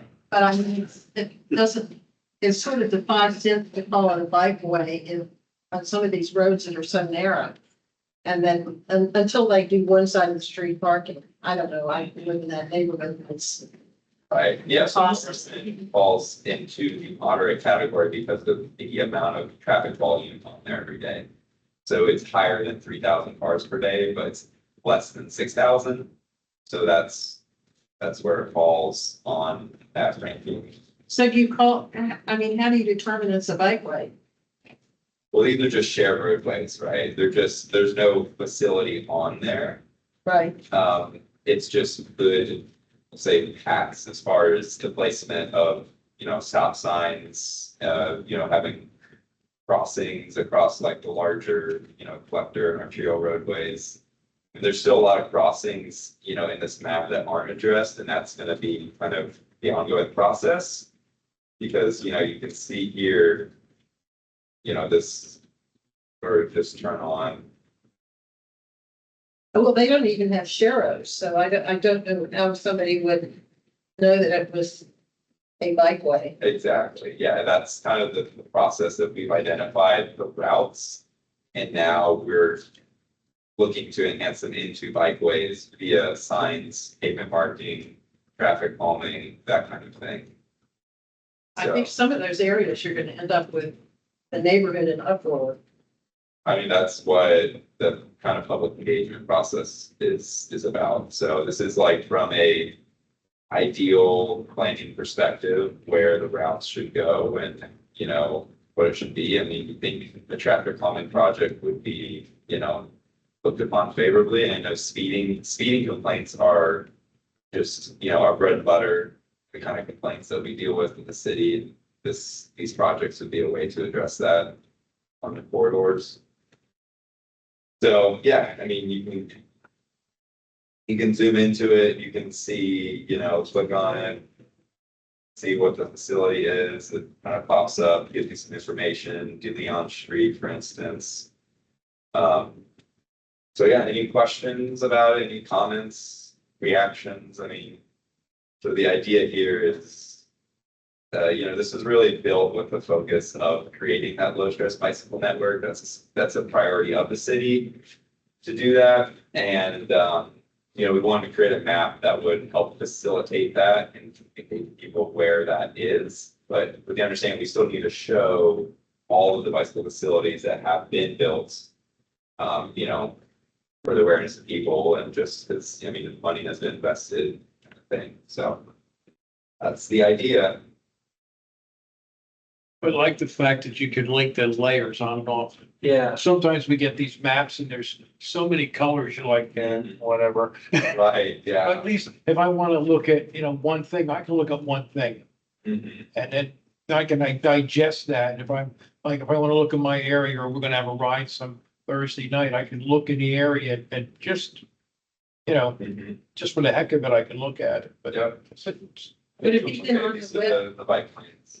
Would you ultimately be on the city's website or something like that? How would people have access to this information? Yeah, this will be on the city's website. I mean, the idea is, because right now, if you were just Google like bike map or bike facility network map, Tampa into Google, it pops up with our old map on the city website. So we're just gonna kind of replace, in kind once, we're happy with this. And we've got as much feedback as we can possibly incorporate into it. So yeah, one area we struggled was like what, moderate and high stress shared roadways to use. Cause like, for instance, we opted not to show Cypress Street. But Cypress Street, it kind of is that gateway of effect going out into the Courtney Campbell Causeway Trail. So it attracts a lot of cyclists going that way, but that road is 35 miles per hour or above. It's, there's no facilities on it. There's a high volume of traffic. So according to this criteria, it falls into a difficult connection. But it's like, we kind of opted not to just have like giant lines of difficult connection. But we try to use the difficult connection more sparingly. So that's one, difficult connection is basically, it's posted at 35 miles per hour, or it's 30 miles per hour, but has a traffic volume, I believe, above, it's like 6,000 or, yeah, above 6,000, so. That's it, so really try to gear this with that low stress bike network in mind. So anyways, Ben, could you go ahead and pass this out or like send a link to everybody? Yes. Then we can look it up. Yeah. That way you can look on it at your own time, fiddle with it, look at your particular neighborhood or part of town you're familiar with. Give us your thoughts on what's shown, what's not shown. But Will you be making improvements on any of these, or they're like as is? So if there's, yeah, purely as it is existing. So as projects get completed, we'll update the map and keep it updated. Yeah. Of course, if you ban landscape companies, you would create a really good, much more space on the roads. Yeah, this is great. Thank you. It's a great tool for people that are paying advance, but I think more and more we're seeing tools like ways for cyclists, pedestrians, things like that. So is there a plan to get this information into open source public databases that easily provide? Because because a lot of times we're cycling and we don't have a plan because our road's closed or we just want to go out exploring or whatever, and putting us on, using navigation tools that now support cycling to put us on low stress networks requires them having access to those data. Right, like I'll, give a personal example here is that, if I were to map from my house, how to get here, it's gonna take me down, Florida Avenue in the high stress, or it'll take me down Nebraska Avenue in the high stress bike lanes, but I use 12th Avenue, which is this corridor here in green. And it's very comfortable, very safe, very low amounts of all vehicles. So that is our goal. That's like our end goal. My big hopes and aspirations for this project is that it would result in a reprioritization of, the mapping tools and softwares that people use, Google, Apple, Waze. And then also, getting buy-in from the county as far as this being an acceptable, way to illustrate and show in the categories and to, eventually I'd love to see us be a county-wide thing as well. So those are my hopes and dreams for the project. So. Yeah, any other questions? I think, so this is meant to be public facing, right? Yes. So you might want to consider like less categories because they could become overwhelmed, right? So maybe 4 tops. And because 2, they don't, what is, low stress is good. So keeping it low, moderate, and high stress maybe type thing. And then So like this is your categories here. I would consider putting some together just so they don't have to read the whole list and they can. Well, maybe it's a good point. Maybe thinking of it, this is the high stress thing, and or are you pedestrian, bicyclist, or are you motorist? And then if it's motorist, you highlight, okay, here's the usual routes. If you're bicyclist, here's a couple options. What point is one. Think of that way, and that way it's given them that option, like you said, do I take the motorist, do I take the I kind of lost you as far as what you're saying, but like the motorist. Well, if people want to look, because get ready to go home, I'm gonna look, see how the traffic is, where's the red spots, which way it's starting to go with my route. But if the end result is simply to provide a safer alternative, which I think is what you're trying to represent, then make those. Here's your safer opportunities. Yeah, that choice. Right, and that's definitely what we're trying. Is that what you were trying to go here with the network and identifying the low stress shared roadways. But you have to point and click to get to those things. In other words, make them.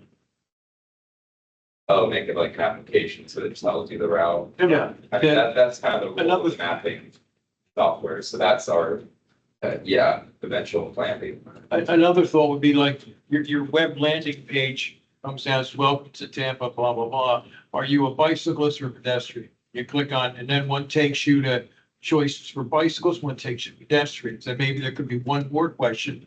Are you comfortable? Or are you, something like some kind of a question to determine their skill level, or their comfort level. And then show them the 3 choices that would fall under their comfort level. So instead of somebody seeing, all of these choices, are you a pedestrian? Yeah, here's my pedestrian map. Here's my bike map. They're the same map, but you don't give the bike person the pedestrian choices. It just might be a way to simplify the landing so people see it. They don't know what I read this. Just cut the choices in half for their usage. Yeah, just so you could say like, the landing page could be like, what's your level of comfort? Do you want the most comfortable facilities or the least? And then that way, when the landing page is, it's not, let's say, this kind of, you get here and there's boom, whoa, it's a lot,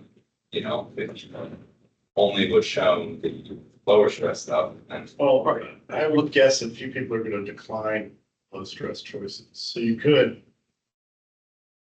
just start with that as what's visible and then ask a question like, if you don't see connection to your destination, we can add additional roadways, which may be higher stress, and then they can kind of fill out. So they're not having to pare stuff away, but if they need more, they can add stuff on. At least it gets rid of the visual shock of seeing what this giant map of all these various colors. It's a fun frustrating. And also, you're gonna have to find a way to where you want to go. It may not be on. I think is the throw, if it's a low stress and there's a historical element to that. So it'll pop up that, hey, this is what happened here. Right, yeah. The usual things you see in the flag, it's something happened here, a lot of people die. I mean, it's just, you gotta, I'm just. And then sometimes, what is addressing? So, yeah. Well, depending on the time of day. Yeah. That's exactly. Like if there's a school and there are all kinds of cars and whatever, maybe you don't want to be there during the week or do on Saturdays, Sundays and weekends or something. I don't know. Yeah. Some of the streets in South Tampa are just. Yeah, I mean, that's why we just use going specific with annual average daily traffic, FHWA guidelines, but yeah, conditions do vary. St. John's. So, yeah, I mean, you can kind of see that the shared roadways kind of have a tiered approach of being low, moderate, high, and then difficult connection. So it sounds like some of the feedback is to maybe reduce the number of those categories or. And keep the description basic, does your average resident know the difference between a moderate and a low stress? Right, so those kind of. Right, I mean, so that's like where the descriptions are right here, right? So the low stress description is on low traffic, low speed shared street, and then moderate stress is on, says moderate traffic or higher speed street. So What's moderate traffic? I mean, we know, Yeah, but, this is that, I think, it's for the, you guys to. yeah, it's the 3 to 6,000 is what we call moderate traffic. So that is kind of a conservative definition of what moderate traffic is. So you might say some traffic, right? Moderate is to the public. I don't know. Right. Kind of traffic. Yeah, I mean. Low traffic, some traffic, high traffic. Right. Yeah, moderate is just the word we blamed on, but. Because we kind of call it moderate stress. I'm trying to keep it with that terminology, it's a stress level, but. Anyways, yeah, please email me your comments, let me know, I'm kind of the person in charge of incorporating it and doing all the decisions for what gets shown as what, and how we do this, so. Definitely want to find a consensus for it and. Yeah, get the best possible thing that we can. Good job. I think you guys got something good here. Thanks. Thanks, Tim. Thanks, Tim. Hey, sorry, we have Ben send out the link. Yeah, don't post for sharing the link. Kind of keeping it small for now, and then we're gonna post about it when we're at a point we're happy with it. So that's it, and I think we're adjourned. So thanks everyone for staying after the time and giving me time to present it. That's a long meeting today. And that's a lot of work to put it in. Oh yeah, oh yeah. Yeah, I know it's. I look forward to seeing the